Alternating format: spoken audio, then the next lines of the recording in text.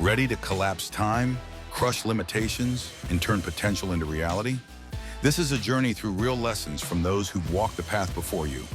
Welcome to Layers of Leadership, hosted by Dr. Marion Jr. Welcome to Layers of Leadership podcast. My name is Dr. Michael Marion, and I have the honor and pleasure and opportunity to meet with a friend of mine, Amanda Blackwood of Blackwood Strategies. Yes. She is the founder. Very creative name. There it is, right? We're not known for our creativity. We're known for implementation. There it is. Get it done. She is the founder and CEO of Blackwood Strategies, where she helps organizations from startups to large enterprises develop clear objectives, strategic plans, and achieve measurable results. In 2024, Amanda became the president of the National Supply Chain Council, a newly formed national trade association focusing on strengthening the nation's supply chain resilience through local, state, and federal policy and education.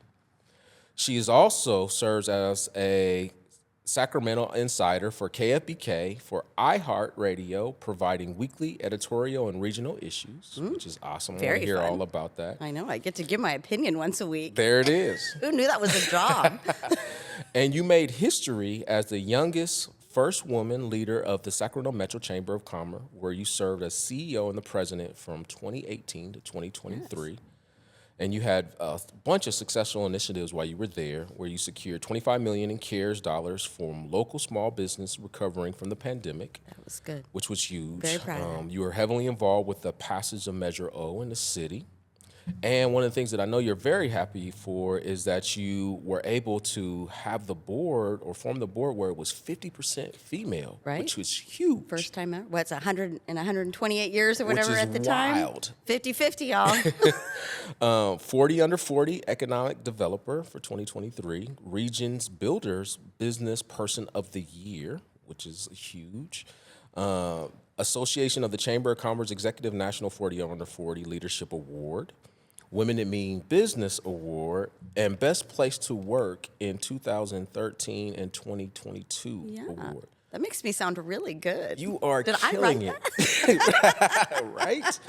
Amanda, it is an honor to have you here. Thank you so much. We have history, and I just love you and your hustle and your ability to get shit done. Hey.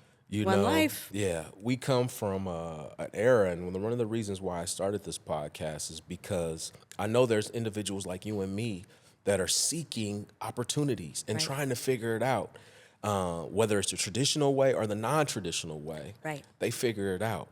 But I'm curious for you to tell me a little bit about where did this come from? You were born in Kansas, right? I was born and raised in pretty rural Kansas. So Kansas City, right? Lived pretty urban, and I was the only white kid. Then we moved to a very small rural town, where I was certainly not the only white kid. Maybe 20,000 people. And then my junior year of high school, my dad moved out to Vacaville, California, and we came out to California. Wow. So, it's been, over almost 25 years here. But for me, my parents were always super entrepreneurial. Like they flipped houses, and my mom always had some side hustle. My dad did repair work, and he used to be a contractor. He did home inspection. So it was certainly a household of, figure it out. Like, there's always a possibility. If you see an opportunity, just try. So I was that kid that was like, I have a babysitting business, and I have a CPR certificate. And I remember I sold muffins and stuff out of my locker. Like, the student store, what are their prices? Well, they're $3. Well, I'm going to sell them for $2.50. There it is. So, I think in my bones is maybe also that Midwest way of, when you live in a place that doesn't have abundant opportunity, you just have to create it. Sure. That's the norm. Sure. So, small business is, we say it's the backbone of the country. It is. No question. So in a place where, Ottawa, Kansas, there's going to be 20,000 people, you're working for the Walmart distribution center or do your own thing. I mean, there is no industry. Wow. Yeah. So I think I always came from a place of, do that. And I appreciate that my parents have always been supportive of, you want to lead something, go lead something. Like, you can be 12, you can be 10, you can be 50. It doesn't matter. If you care enough, just give it a try. get in where you fit in and figure it out. I love it. How was that adjustment for you coming from Kansas to Well, I Vacaville? was tricked. You were tricked. Okay. So, Tell me more about hey, that. Girl, we're going to move to California. And this is a trauma alert to parents. Don't do it this way. You remember coming home from school one day and sitting at the kitchen table and they're like, hey, here's the deal. We're moving to California and you're getting on a plane in 3 days and that's what's going on. 3 days? So there was not a lot of discussion. Again, much therapy to unpack that approach. There we go. Don't do that. But, it's, we're going to California. And I'm imagining, it's going to be the ocean and it's going to be palm trees and it's going to be, Hollywood. Oh my God. And then we moved to Vacaville. And Vacaville is Kansas with hills. Oh, wow. It is exactly the same. It's cows and it's agriculture and, a farming community, just everyone speaks Spanish. That is probably the only difference. I'm like, okay, I know this kind of community, but we moved from Vacaville to Sacramento, and what was very exciting and cool is, again, I grew up in the Kansas City side of my experience. We go next to the, Kansas City Mall. If people know Kansas City, they know what it is. Not a particularly great, super great area. And then to go to that little bubble that was small town, where literally there's no diversity of any kind, and particularly for women, and no shade on these options, Sure. but you could be stay-at-home mom, hairdresser, nurse, school teacher. Really? That's about it. So we came out here. Okay. And I'm like, oh my God, number one, look at all this food. This is incredible. Not everything's chicken fried steak with gravy on it. Come on. Everybody loves a good chicken fried steak. From time to time. I'm about once a year. Once a year, I'm good for a chicken fried steak. Right? When they talk about the epidemic of diabetes in the Midwest and South, I'm like, I understand. I also ate that food. So we came out, we saw that, all the music, all the people, all the different kinds of people, all the different stories. And in particular for women, you go for it. Not that it's going to be easy, not that there's, not things in your way and all that stuff, but it was even an option. So moving out here and seeing that was very much like my NELP experience. You only know what you know till you're exposed to other things. Oh my goodness. And you look around and you're like, well, shit, I'm still doing it. I'm still living it now. I didn't know editorial radio was a job. It's why exposure to workforce experiences is so important for youth. Because you just only know what you know. I love that. When you come out and you see other things, oh my God. And that's what you're saying hits right on why I started the podcast, right? To be able to provide information, because you're right. There's so many people that don't know until they know, right? Until they're experiencing it. So tell me a little bit about your journey, this leadership journey that you've been on, which I hear has some new stuff coming up. Has some news. For me, I want to say maybe it was around. We grew up in the church, right? Okay. So we grew up in I don't now, but I did then. And one of the cool parts of that experience is they really encourage, once you're 12 years old, now you're going to run the youth group. Once you're 14, you're going to do your own, right? So you're certainly given leadership opportunities in community that's rather safe, and they're holding you to a standard. Love and people, so doing that, I realized for myself, I really like this. So I would I do not play sports. I have no sports athletic ability in my body. Anyone can see that at any time. But I would liken it to, who's that person at the end of the game when there's only 2 seconds left and they're like, give me the ball. Yes. I want the ball. Oh, yeah. I felt like we might have to fight for the ball because I want the ball too. Well, we'll see. Coach can determine. But it was that feeling of, there's a crisis. There's something hard. I want to put me in. Yes. Right? So I know that about myself, right? And some people are like that. Some people are not like that. There's no harm, no foul either way. But that's how I am. So I always tried to seek. We formed this Ottawa Young Leaders when we were young, and we went around to, what should we do? It's a bunch of young kids, and they want to do something. We went to old people's homes, and what's the most important thing we could do? Could you trim my bush? Could you do my dishes? Could you, and then organize that and saw, wow, what an experience to take 20 people who didn't know each other this morning, and by the end of the day, we're all laughing about the experience, and we accidentally cut that guy's extension cord with the bush. Maybe don't give a 14-year-old that, but. Anyway, to then come out here, see all of these opportunities, and I'm not, for better or worse, I grew up in such a way there was not a lot of nurturing. Okay. So I'm very resilient. There we go. And people would say to me, oh my God, they'd say, now, Amanda, you're so brave. And I'm like, pause. there's a difference to me in knowing all of the risks, feeling all of the risks, having all of the fear and pushing forward. There's another when you're just kind of blindly optimistic that everything's going to work out. And I'm that.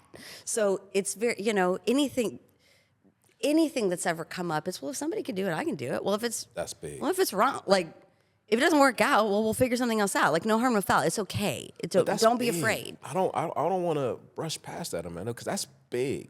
To be able to have the self-awareness and confident to know that, you know what, if there's a will, there's a way, and I'll be able to figure it out. I'll be able to figure it out. And you've done that. And you figured it out.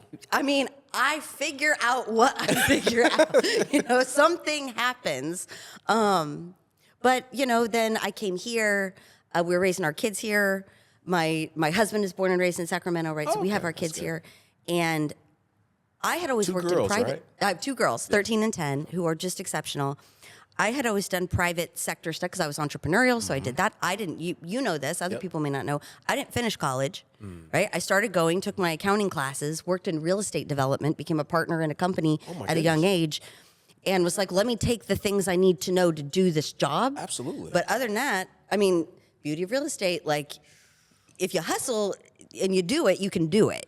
So there's no boundary, there's no educational boundary. Absolutely. And you think about where we are today, it's interesting you said that, Amanda, because that's one of the big conversations that are going on in education right now. Absolutely. Do I need to go get a formal education, or do I need to go maybe practice some trades or go figure it out? And when you think about the educational debt that a lot of students take on and it's surpassed credit card debt, you can, some reasons, understand why some of these people have done that. I absolutely do. I mean, it's, I don't agree with everything Gavin Newsom does, but I very much appreciate what he just did. Sure. And, it's interesting because I'm 42, and I wonder for my kids' generation how that's going to play out. Oh, yeah. There's certainly opportunities I don't get. Because people, this requires a bachelor's degree. And you're like, I've run a $50 million company. I think I know how to do it. But on paper, that is the bias and that's the opinion. And I do not get considered for things because of that. Really? But certainly for me, that didn't feel like a boundary. It was like, okay, well then you don't believe in the value. Go where you're celebrated, not where you're tolerated. So how might you do that? Worked in private business, did the real estate thing, sold it. Then I worked in the casino industry, which was a very weird industry. Casino industry? Very weird industry. California card rooms for about 5 years. Highly regulated, Tons of questions about that, but we can ask that offline. Go ahead. All the drinks, and I'll tell you all the secrets. And then I did Nehemiah. So in that Nehemiah experience was, hey girl, all that toolkit you have, you can use it for private business if you want, but you can also use it for civic engagement. Yes. And here's what that is. And I didn't even know. It's frankly, I didn't vote. I was just completely politically apathetic. I grew up kind of rural, came out here, didn't feel like these were I don't know if I agree with, I don't really know where I fit in here, and was pretty apathetic about it until that experience. And then, well, shit, what's that like? And I got very jazzed about running for D3 city council here in Sacramento. And then I went and met with Jeff Harris, who was the councilman at the time. And I was just motivated to maybe I can do something in there. Yeah. In talking with the elected that was already in there, it was very eye-opening to me that, we actually agree on a lot of things. You just need some help. You need more help with a younger audience understanding that and being able to connect, not necessarily you need to be replaced. So that was interesting. Then the CEO job at the chamber came up, and I'm like, I don't, these people are never going to pick me. I'm not a traditional pick. I was very young, one of the very first women. There were other women that came before that did. Martha Lofgren was interim CEO, right? Other people. But it's a old Republican white dude kind of jam. I don't know that this is going to be their pick. But had several friends, maybe you too, that were like, well, throw your hat. If they don't pick you, they don't pick you. You show up and you do you. If they want that, then they'll get behind that. And if they don't, then they'll do what they're going to do. What do you have to lose? You don't have the job now. And it was about a 5-month process, and then they picked me. So, Which is huge, Amanda. I know how juiced a lot of people in the community that especially are very much fans of you were so excited about you getting that opportunity. Well, thank you. Thank you, guys. I will also say, though, I know you had to run it during a very difficult time. It was civil unrest. It Yeah, that was was 2018 COVID. to 2023. Like, you're in the middle of it. So how did you even? You know, I'll tell you. I don't even know how you showed up to work every day. I will tell you, and this is maybe my own sickness Sure. that has motivated me to do the other things that I'm doing now. Is COVID was bad. COVID bad. Yes. COVID was so fun. It was the time when you're running a mission-driven organization. Okay. Right? Private business, you're selling widgets and you're doing what you're doing. You're trying to make efficiency and you're trying to make more money. When you're running a mission-driven organization, you got to worry about all that stuff too. But it's how do you show up and be of service when people really need you? And the folks that pay into a chamber of commerce are mostly small business. Yes. Who that $500 or $1,000, like that's a big decision. That's like 70% of it, right? Yes, vast majority, all small business, 5 employees or less, right? A lot of sole proprietors. So when they write you that check, you know, love our big sponsors and they keep the thing going, all the love in the world. But if the person that is just running the coffee shop that's like, do I buy the digital ads or do I join this group? Like, it's their money. No question. And they were so scared. In times of good, when you're running a chamber, you're doing education and you're doing classes and you're helping and how to get your business out there and it's kind of an abundant thing. When it was in crisis, that is when we were like needed the most. I bet. And I love the other things and I'm glad for the awards and the networking and the program, but this was like the work. Oh, yeah. And it started with, I don't know if you remember this, but like back, it's level orange, it's level gray. Like, what the hell does this shit mean? Can I be open or can I not? Why is Home Depot open and I can't be open? Right. You know, people didn't know what to do. And I called up, Mayor Steinberg, hey man, people are freaking the F out. Like we need to tell them what to expect and channel this energy. Even if we don't know, then we can at least say, we don't know, but we're going to meet tomorrow. And we started every day, 7 a.m. We were all trapped in our house, 7 a.m. Zoom call, everybody invited, all the other chambers, all the local people, all the whatever. Shout out to now current Mayor Kevin McCarty, was Assemblyman McCarty at the time, was on every freaking call or had his staff on the call. That's great. Congressional office, Doris's office and Ami's office, and everybody was on there, economic development, just to share an experience, 30 minutes every day of this is really scary, but here's what we know, and here are the next steps, and here's help, and rely on each other. And we did that for 6 months. And I tried years after that, I tried to cancel those calls because I'm like, do we really need to get to, and people wouldn't cancel them. But that says something. Right? Like, it was not only a place to get information, it was a safe place for community to share. We're all really vulnerable and freaked out. Absolutely. What do we do? And just sharing resources and sharing information. So I say that to say, it was our mission and our team just served. I mean, it was service. It was real service. And it was 14-hour days and it was crazy. But you knew too, so often, and I think nonprofit folks get in this space, you feel like you have to do a bunch of fluff. Yeah. And you're like, this doesn't fucking matter. Yeah. Like, it's not... Let's get to the root cause. Another luncheon, like you already know each other. If you want to have dinner, go invite yourself to dinner. We don't need to put a ball gown on to eat chicken together. So when you get a chance to spend all your human energy hyper-focused on service, it fills your cup in a way that it doesn't feel like a 12-hour day. It doesn't feel like a 14-hour day. It felt like, all right, coach, like let's go to bed so I can get back up in the morning because we got people to help and we got shit to do. And it felt like that. So the energy was just amazing. Then we navigated what was going on with George Floyd and what was happening downtown. And we had, I remember that, folks. I remember calling Daryl, hey, man, I understand that you want to create space for people to have their feelings. There is actual rioting going on and stores are being broken into.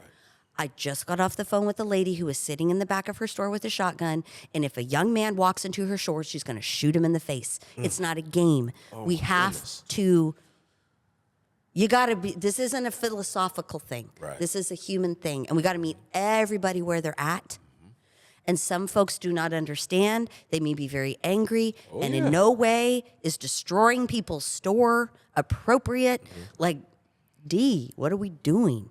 So that really turned into a lot of opportunity to have dialogue and create understanding amongst folks that their lives do not mix otherwise. So that was heavy, Amanda. That was a hard time. There was so much anger. I was angry. I was livid. Yeah, as we should, right? It was one of those times too that I always ground in. You know, my husband was born in Sacramento. He grew up in South Sacramento. He is a teacher at Wilsey Wood. He's been there for 20 plus years. And for all the work that we do in the region about economic growth and opportunity and inclusion and stats and numbers, well, ask those kids. Come on. Because he's been there for 20 years.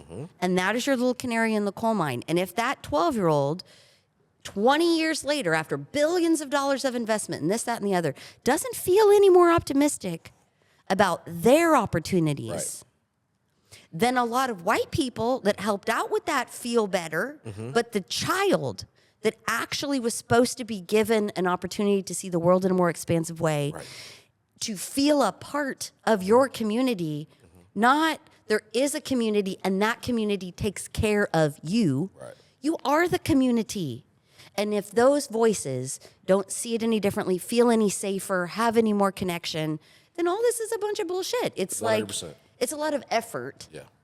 Let me ask you this question. Do you think today we're in a better place? I think this. I think Flo's race was extremely eye-opening to, go all the way out. In our little Sacramento political space, right, there's not a lot of seats of leadership. It's rather homogenous. Talked about it this. tends to be old guard, right? It's just kind of what happens. And you get in this, and you have this interesting added complexity where everyone's a Democrat. So like where in other, not for good, for bad, but for in other races, you clearly have kind of philosophical differences. In this market, everyone's a Democrat, or at least even feels like they have to be. I mean, people are changing party affiliations to independent when they're not. I've heard that. Because they have to feel like they can get through. And there's a bench, and you do your time, and then you go walk doors for so-and-so, and then you fundraise, and then you chief of staff, and then you get your turn, and then we're all going to horse trade assembly seats, and we're all going to horse trade. That's not democracy. Sure. That's not democracy. So I think in this Flo race, you had Dr. Pan, with respect, who didn't really run a very hard race. So you kind of take that one out. You had Steve Hansen that had his pluses and minuses. He already had some bad blood with town, but people liked him. You kind of had Steve, but you had Kevin McCarty, who was a freaking beast as a candidate. Agree with him, don't agree with him. He works so hard, right? Was a city councilman, was an assemblyman, everything on paper, and we poll. Kevin's going to win this race. Kevin's going to win this race. No point in anything else. Don't get behind anybody else's. Kevin's race. Wow. Kevin's race to win. Okay. So much so, and I ran PACs, right? Political Action Committee, so I'm advising them. At the beginning, when we were polling on Flo, an advisor said, don't even include her. Really? She's not even a real candidate. Get out of here. It's Kevin and it's Dr. Pan. Wow. So that mindset of you do the time, you make the calls, you get your shot, you get your seat, was very ingrained, so much so that people have been doing this for a long time, said, don't even poll her. Here we are now at the end of that race. Kevin did win that race, but by 1,900 votes. And Flo, who seemingly, Flo's been working hard for a long time, but seemingly came from the outside. Sure. Certainly not the Anybody that knows institutional Flo know candidate, that she didn't come from the outside. As disruptive as you could possibly be to maybe there's a better way, maybe there's a better way, maybe there's a better way. She didn't take money in the traditional way. It was very small. Her fundraising is so much less, right? And a lot of people it's a big difference. Try to use that fundraising as a bellwether of success. Look, and no shade on Kevin. He did a great job. But when everyone's writing you max out checks at $5,000, $4,900, and they're paying for IEs, and it's $1 million in the race, and Flo's out there getting $5, $10, $15 from 10,000 people. That says something. That says something. So do I think there's still extreme barriers? Absolutely. It's very difficult. I still deal with it. But is there way more openness to supporting someone who's a disruptive change maker? Yes. Yes, absolutely. Yes. Agreed.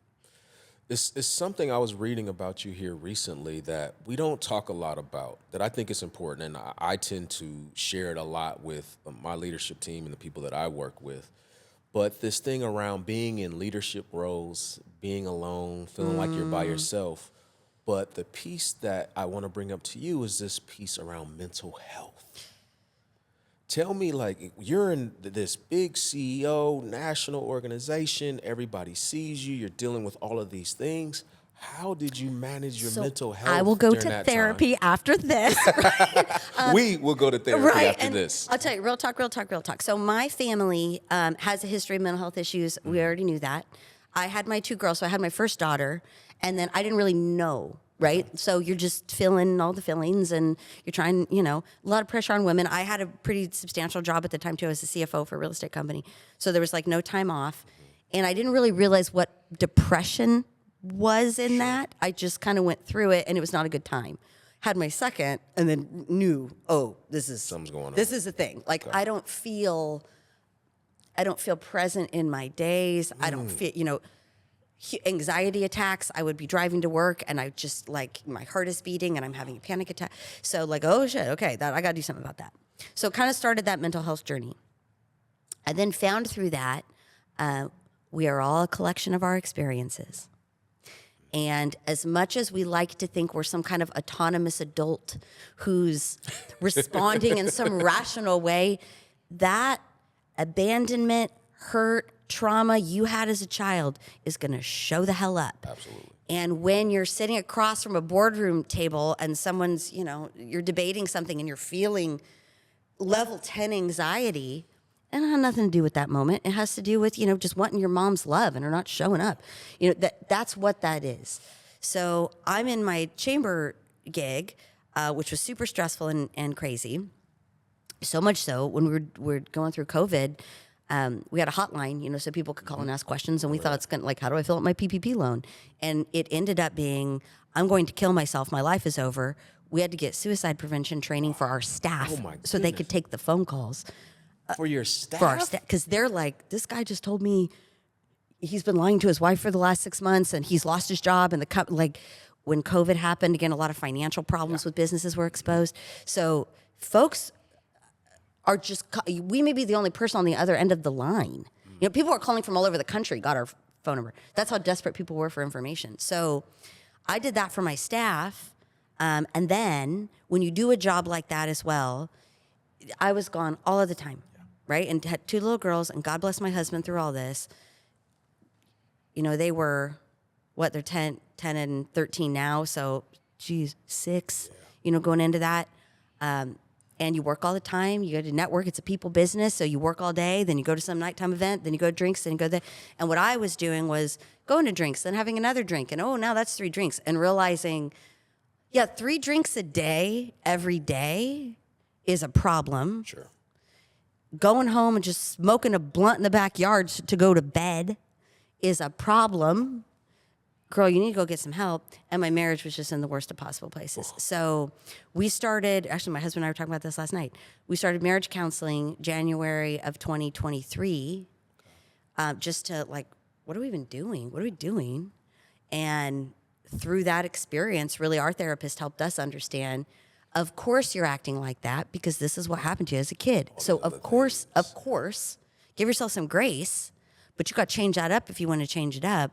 And you two need to decide, is that a together thing or is that not a together thing? Because the kind of intimacy that you got to build requires a ton of vulnerability.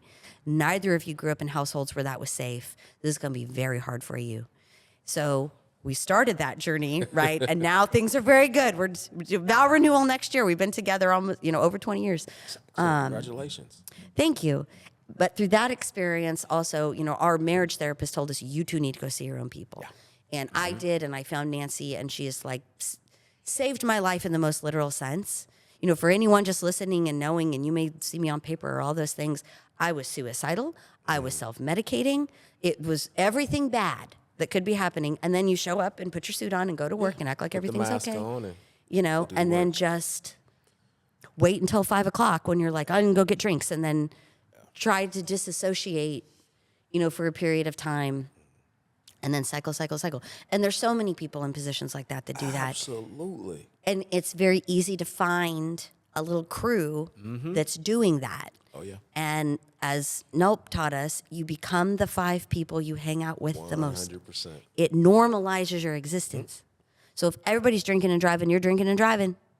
Everybody's cheating on their spouses. Doesn't seem like that big of a deal. Well, this is just, it's travel. It's a work job. It is a big deal. Sure, absolutely. How do you want to show up? What kind of person are you? Where is your integrity? And you just have to do the work. And it's so hard, and it's so painful, and it was so much easier to ignore all of it. Oh, yeah. It's very painful to open it up, but I will tell you the depth of relationships that I can have now.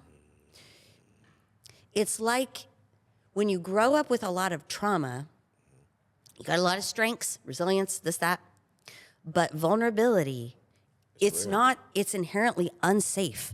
So when you're trying to do it, your body's physically rejecting it. Very hard to do, but when you do, it's like I liken it to it's a new tool in the toolkit. It's like I play video games. I love playing video games. I didn't know that. We're going to talk about that later. I'm a video game junkie. So like in Mass Effect, right? You get your character and you have these little bubbles and like you earn credits and you get to decide what you want to upgrade. Am I going to upgrade my weapons or my speed or my acceleration or my whatever? When you just embrace the mental health journey and you do it every week and you're honest with yourself and you show up for real with that person because they're really only there for you. There's no other agenda.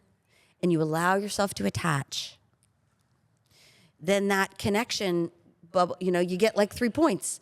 And the understanding and compassion and gratitude and things that my younger self, I certainly didn't.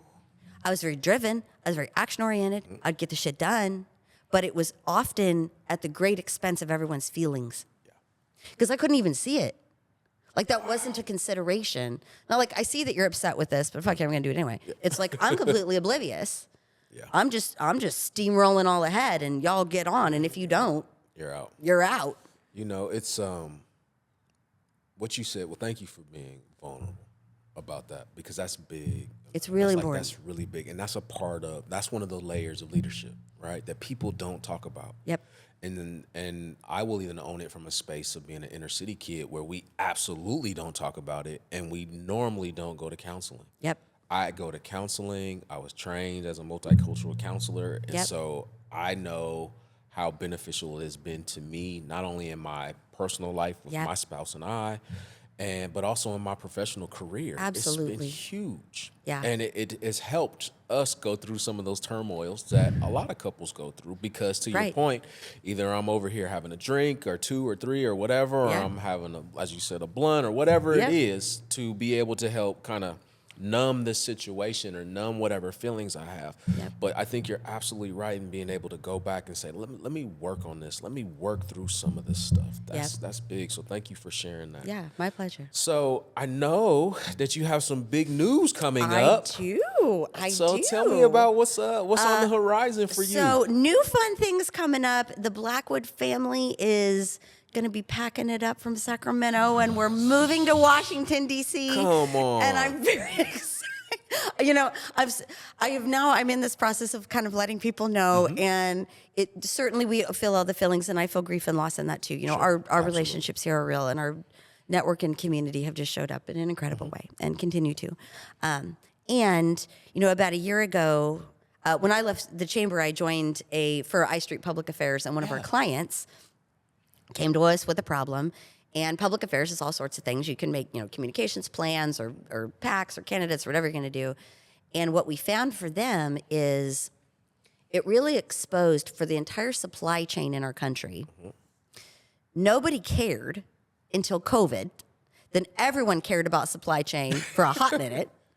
And then it kind of sorted out and everybody kind of went their own ways again. And there was no organizing table at a national level for all of the links of the chain.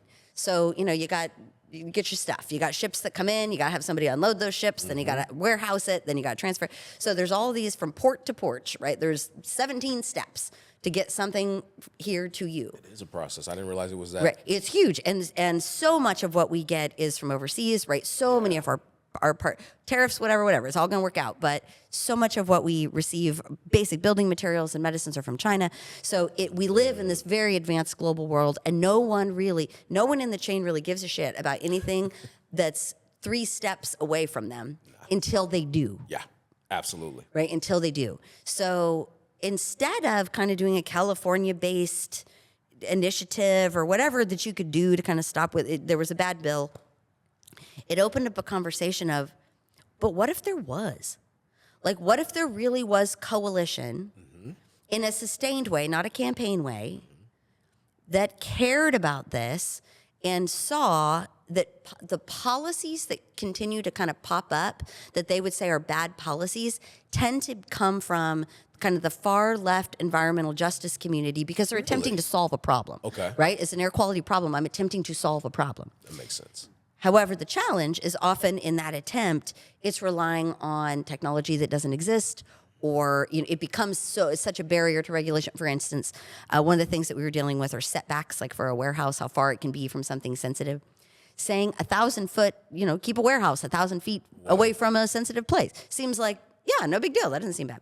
When you map it over the state of California, and you identify what a sensitive receptor is, it essentially would have meant you'd never have another warehouse in the entire state forever. Oh, wow. Right? Okay. So it's this connection of, you've got an advocate who's really trying to solve a problem in a very earnest way, but they're relying on no industry input because you're enemies, you don't trust each other. What might it be if it wasn't like that? It was very similar to kind of Measure O here, like, look, this isn't a business thing and a community thing and whatever. It's just, guys, like, it's a shared problem. Everybody agrees on the problem. What might it look like if we just talk to each other and built enough trust that we could share real information and channel all of our energy into moving something forward? So anyway, with that same thing in mind, back last year, I became the president of the National Supply Chain Council. And we were like, well, let's give it a go. Like, let's do an experiment. There we go. And if it's just a short-term campaign and progress moves at the speed of trust. Yes. So if we can't form trust, then we can get some transactional stuff done. But if we can form trust, what might we do? And there are some real scary things about the resilience of the supply chain in our country that need to be tackled, right? That need to be tackled. So we ran it for a year. We just had our big investor retreat in Scottsdale, and everybody said, girl, DC. We're in. We want to do it. With the Trump administration, there's some good stuff, there's some bad stuff. But for the supply chain industry, it's interesting because this whole dealing with this Trump administration, so cool in that you have access really directly because it's run so disruptively like a private business. So for instance, we're at the retreat. And this is a couple of weeks ago. And we have our federal lobbyist come in and give us the lay of the land of what's going on. And she's like, there's this opportunity and this opportunity and this opportunity and this opportunity. What they're doing in efficiency, you can tackle this. What they're doing in land use, you can tackle this way. So we're talking about all these opportunities. And she's like, and the thing you got to understand about Trump and how he's going to run this is he made his promises. He doesn't know how to do all that stuff, but he generally doesn't ever want to be embarrassed about something he said was important that he can't do. And he said throughout the whole campaign, I'm going to lower grocery prices. Going to lower grocery prices. We're going to do it through energy, and we're going to do it through supply chain. So, right, I was making the argument, it's very relevant right now with this administration that they need to find a way to lower the cost of living, and these are the 2 paths that they think they can do it, and that's what we do. So I'm saying it, I'm trying to rally the troops. I promise you guys, I wake up in the morning on the Friday, Time Magazine, 2024 Person of the Year, Donald Trump. Second question, reporter says, so on the trail, you promised Americans that you were going to lower grocery prices. If you don't do that, is this a failed presidency?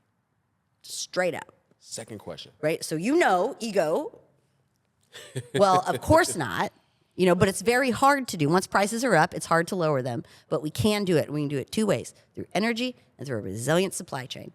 And I'm like, y'all, I told you. So we send a X whatever back, and in a couple of weeks we have a meeting. So, it's not going to be with Trump, but it's going to be with, head of Department of Commerce or whoever we're getting with. So, and it was one of those moments of like, you guys, this isn't just me getting excited about a thing. I'm telling you, there's opportunity now. It's such a disruptive culture there that you don't have to do things the bureaucratic way, for better or worse. Write a campaign check, get an appointment. Like, that's not great. However, we can play the game as being played. And right now, our issue, this man has staked his credibility on, and he has no answer for it, but we do. So get in there and make it happen. And so anyway, we're moving to DC, and I get to set up the shop, and we have a New York, New Jersey office. So I'm going to go set up the New York office, and our California team is here, who's magnificent. We have folks here in Sacramento, folks down in LA. And the team is amazing. Like, it's just... This is huge. It's a big opportunity for you. It's mission. It felt like... It felt right? It felt like the COVID. It felt like, That's right. This is it. This is a moment in time to do something. The only piece of this that I struggle with, Amanda, to be quite honest, is that we're losing somebody of your caliber. Oh. And we've talked about this because a lot of people know that I work at Coastal. Yep. This was a conversation that folks had with me, like, oh, we hate to see you leave the region. Yep. But, you and I started as young professionals, working our way up the chain, Metro Edge, Nehemiah, all of these things. Exactly. We're going to change the world. And you're doing that. And you have done that. But I do struggle with the fact that you too had to leave California to be able to do that. Yeah.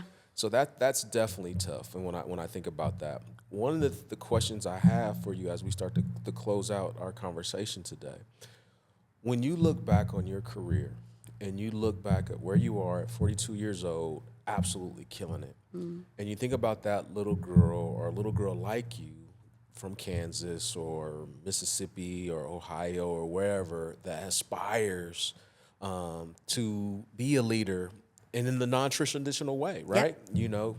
And which I think is big because so many people think you have to go to college, you have to do this, you have to do that.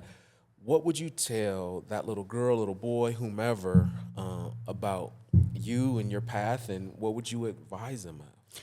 It's such a great question. I have a lot of my little Amanda-isms, and one of them is never be afraid to lose what you don't have. You don't have it now. There's no real it's fear, and it's real, and you can acknowledge it in your body, but it's not a real barrier. So, and know that other people are scared. Change, it's just disruptive. It causes fear and anger for people because they feel like they're losing something. The great truth is we live in exponential abundance. There is no scarcity other than what we create. But, little girl, know this. You're not going to get invited and given permission. That's not a thing. That's big. So if people are waiting for that, I'm just going to keep working hard, and someone's just going to see it, and they're just going to give me. That ain't going to happen. So good. Maybe that happens for a couple of people. I don't know. That ain't going to happen. You're going to have a future by default or a future by design, and you're going to design what your outcome is going to be. So let that go. Know your strengths. Tap into what fills your energy and just go in that direction. Just go in that direction. I would have told you after the chamber job, I'm never going to run an association again. Never. Boards, volunteers. I think you might have told me that. Can't do it. Oh, private business, have that. And then I did it for a year, and I'm like, there's no mission to this. I can't do this. I'm a mission person. Shit, I got to do it. So I say that to say, I don't have my path figured out. You don't have your path figured out. Nobody does. But if you just point yourself in the direction of your strengths, you're going to show up with energy. You're going to show up in abundance, maintain a mindset of gratitude, and just throw yourself in there and know there's going to be people that embrace you with open arms, and there are going to be people that hate everything about you. Absolutely. They hate every second of it. They hate that they're losing power. They hate you and everything you say. They don't even know you. Yeah. I mean, that's something I've learned in this world that you become a public, you get death threats. So people don't even know. They hate you because they Nobody hate talks something about about that. themselves. Nobody Like talks about those death threats. it is what it is. Like it is what it is. So no, when you try to do something, there's gonna be supporters, there's gonna be detractors, but you do you. You do you. And know that you're capable. If you needed permission granted. You have it. There you go. Boom. You have it. How you're going to spend your tomorrow is going to determine the next day and the next day and the next day. So just throw yourself in there. I didn't have a degree. I didn't have a network. I grew up in a trailer. I got mental health issues for days. I done all right. Like, girls, You're doing it's better okay. now, right? You can do that. And I want people to know, because I think we get so imposter syndrome. Everybody does. But you're precious and perfect with what you have right now. Absolutely. Your lived experience is innumerably valuable.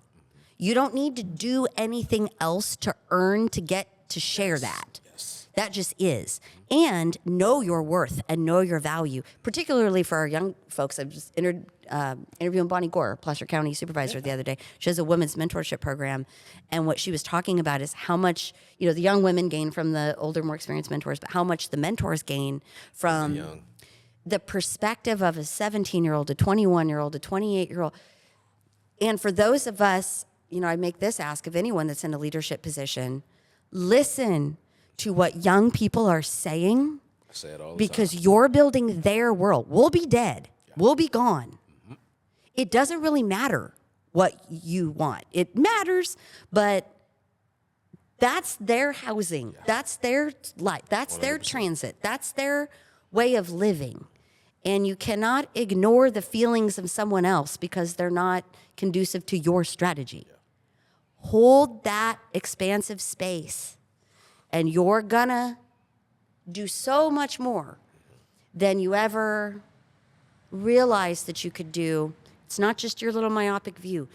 Blend it, and it's harder. It's harder, and it's messy, and people are angry. Like, coalition-based decision, it's not easy. It's Not at all. harder, but it's better. I love it. So throw yourself out there. Give it a go. If I can do it, you can do it. There we go. How can we get in touch with you? How can they find you? Oh my God. I have no social media. I'm so bad. Come on. Find me on LinkedIn. Find me on LinkedIn. Okay. Find me on LinkedIn. I'm hiring someone to help me with this. I'm such an anti-social media person. I can't do it. So I am too, but somebody is pressing me to. I know it's important. So, and then I have a Twitter and I have a whatever, but I don't ever post anything. But hit me up on LinkedIn. Okay. Shoot me a text, send me a call. Down for whatever, too. And if anything you heard today is helpful to you, want to have a conversation, I go to coffee with anybody. I'm a cheap date. Honor and pleasure. Thank you. Thank you for doing this. Thank you. And this Thank is a you. wrap.